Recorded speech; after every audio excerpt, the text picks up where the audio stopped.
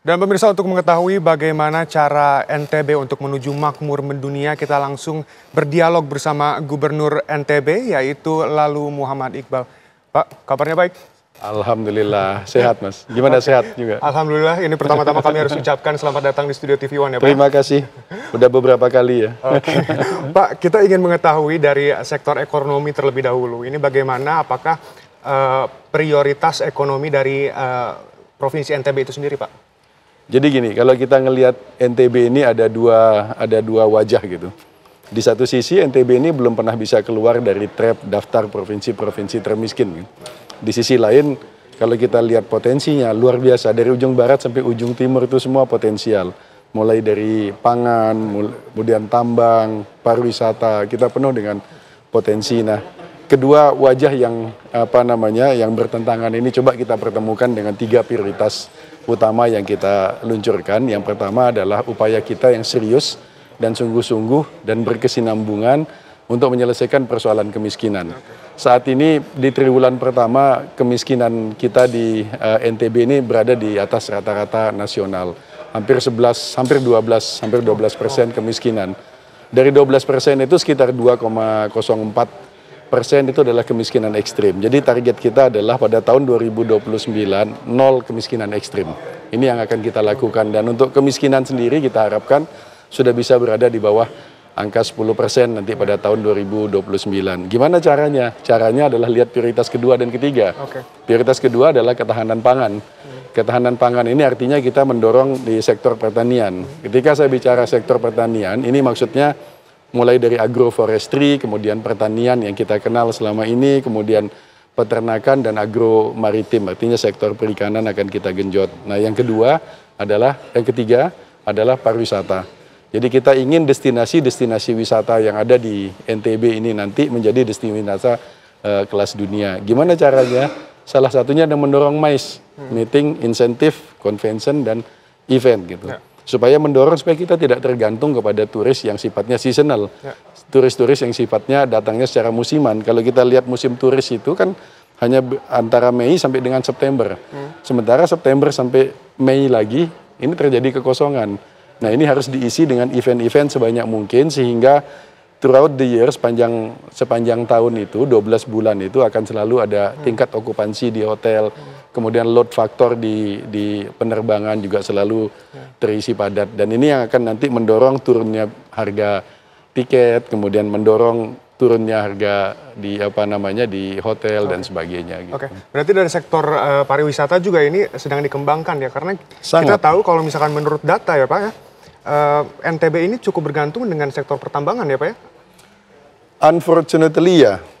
Jadi sayangnya memang tingkat ketergantungan terhadap sektor tambang ini cukup tinggi. Buktinya di triwulan pertama inilah. Di triwulan pertama ini kita sektor tambang mengalami kontraksi minus 30%. Meskipun sektor manufaktur, kemudian sektor pertanian semua mengalami peningkatan, bahkan pertanian dalam sejarah baru kali ini bisa lebih dari 30%, tetap saja nggak nolong gitu dengan kontraksi yang terlalu besar di sektor pertambangan. Ini terjadi karena penghentian produksi yang ada di Aman Mineral, yang selama ini menyumbangkan sangat besar karena smelter mengalami problem sehingga mereka tidak bisa melakukan produksi. Ini langsung menyebabkan kontraksi. Mudah-mudahan nanti dengan adanya relaksasi dari pemerintah pusat untuk ekspor konsentrat sementara waktu dalam jumlah terbatas dan waktu terbatas, mudah-mudahan bisa menstabilkan kembali pertumbuhan ekonomi ini gitu. Kalau kita bicara masalah data lagi ya Pak ya, ini pertumbuhan ekonomi di NTB ini mencapai 6,22 yang kalau misalkan sektor pertambangannya kita hapuskan, ini setengahnya ya Pak. Berarti harus ada langkah antisipatif dari Bapak sendiri, ini bagaimana Pak langkahnya? Iya, sebetulnya kalau minus pertambangan itu 5,57%, 5,57% pertumbuhan, tetapi karena adanya kontraksi minus di sektor pertambangan yang begitu besar sehingga turun menjadi 1,47 minus 1,47%. Pilihannya sekarang adalah ada dua. Satu, jangka pendek segera mengupayakan relaksasi ekspor, dan mudah-mudahan ini sudah sejak sebulan lalu saya sudah sampaikan langsung ke Menteri SDM Pak Bahlil, dan beliau memberikan tanggapan positif terhadap harapan tersebut, dan bahkan minggu lalu Menteri Dalam Negeri langsung bicara dengan beliau mengenai masalah ini. Harapan kita jangka pendek ini dulu untuk memitigasi. Jangka panjang nggak ada pilihan, kita harus lakukan diversifikasi perekonomian kita supaya mengurangi ketergantungan terhadap sektor tambang. Apa yang bisa didorong? Cuma dua yang paling potensial, pertanian dan pariwisata. Gitu. Oke. Salah satu aspek di pariwisatanya juga ini adalah pelaksanaan dari Fornas 2025 yang diselenggarakan di NTB ya Pak ya? Betul, jadi pendekatan kita dalam pariwisata ini seperti saya sampaikan tadi kan MICE gitu, jadi memperbanyak event gitu. Jadi ada event tier 1 yang pesertanya itu mungkin di atas 10.000, kemudian ada tier 2 di atas 5.000 dan ada tier 3 di bawah 5.000. Nah, Fornas yang akan berlangsung 26 Juli sampai dengan 1 Agustus ini adalah event tier 1 pertama yang akan kita adakan.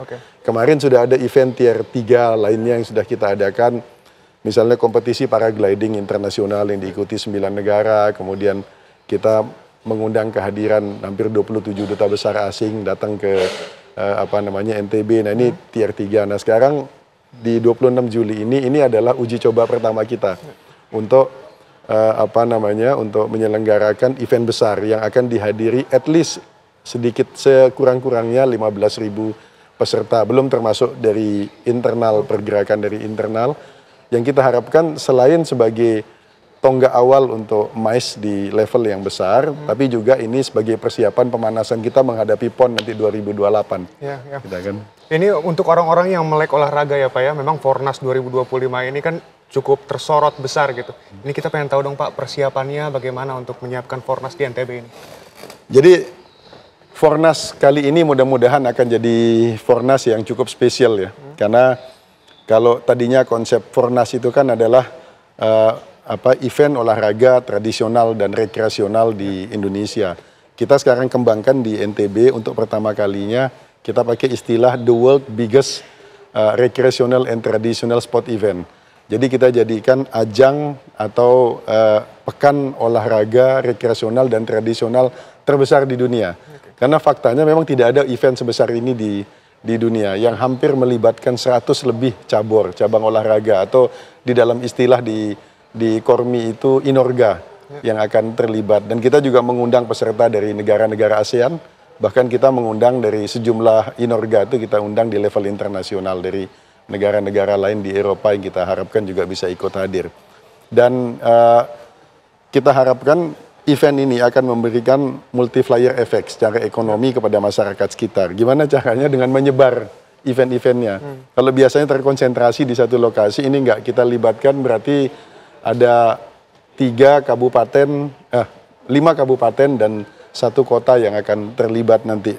Mulai dari Lombok Tengah, Lombok Barat, kemudian Lombok Timur, Lombok Utara dan Kota Mataram, jadi seluruh kabupaten di Pulau Lombok terlibat, plus Sumbawa Barat juga kita libatkan di dalam penyelenggaraan kegiatan ini nanti, sehingga akan dirasakan multiplier efeknya. Lalu kita coba seinklusif mungkin dengan melibatkan volunteer dari masyarakat yang ada di sekitar daerah-daerah tempat penyelenggaraan tersebut. Dan untuk pertama kalinya nanti semua kendaraan yang akan kita gunakan oleh panitia dan lain-lainnya itu kita sedapat mungkin menggunakan electric vehicle gitu. Jadi EV gitu. Jadi kita coba tunjukkan NTB yang siap dengan event-event besar dan sudah green gitu. Jadi pakai EV semua. Oke. Mungkin ini sebagai penegasan juga, selain berfokus kepada olahraga Pak di Fornas ini, apalagi sih Pak sektor-sektor yang akan ikut terangkat dari Fornas ini? Sebenarnya kan bukan hanya olahraga, karena ini olahraganya kan non kompetisi sebetulnya. Jadi ini lebih ke rekreasional and tradisional sport event. Jadi dengan sendirinya yang akan terangkat adalah, yang kita bayangkan adalah kalau 15.000 orang ini semua upload foto-fotonya, kemudian semua mengupload ke medsosnya cerita tentang apa yang mereka alami, apa yang mereka lihat di Lombok, berarti kita ada punya at least tiap hari itu 15.000 promosional item gitu yang keluar promosi tentang TB. Jadi kita melihatnya ini sebagai ajang promosi ke level nasional dan internasional gitu. Kedua, karena ini juga melibatkan olahraga tradisional, kita mempromot budaya sebetulnya. Sebagai tuan rumah kita boleh memilih mengusulkan beberapa inorga untuk tampil, termasuk inorga di olahraga tradisional yang kita miliki di NTB juga ikut dimunculkan di situ. Dan kita betul-betul manfaatkan nanti pada saat Fornas ini untuk menampilkan ke publik di domestik maupun internasional, ini loh kami, ini yang kami punya. Look at us gitu. Ini yang kami punya dan jadi kami cerita tentang NTB gitu. Informasi lengkap tentunya dari Gubernur NTB yaitu Lalu Muhammad Iqbal. Terima kasih Pak waktunya. Sama-sama. Enjoy Jakarta Pak. Sama-sama. Dan pemirsa, Kabar Merah Putih akan kembali sesaat lagi. Tetap bersama kami.